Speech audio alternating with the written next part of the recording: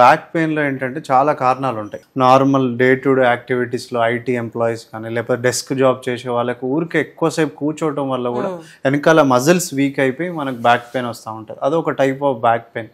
దాన్ని acute back pain అంటారు. అంటే కొన్ని రోజుల నుంచి ఉండటం, కొన్ని వారాల నుంచి ఉండటం.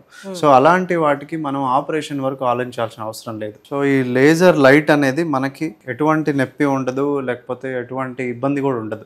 ప్రోగ్రామ్ సెట్ చేసుకొని మనం ఒక్కసారి ట్రీట్మెంట్ ఆన్ చేసిన తర్వాత ఈ ఏరియాలో పేషెంట్ కి స్పాజం ఉంది అంటే కంట్రోల్ టైట్ గా అయిపోయినాయి, లేకపోతే తిమ్మిరని కంప్లైంట్ చేస్తున్నారు. సో ఈ ఏరియాలో మనం ట్రీట్మెంట్ ఇప్పుడు స్టార్ట్ చేస్తున్నాం. ఇప్పుడు ఆన్ చేశాను నేను.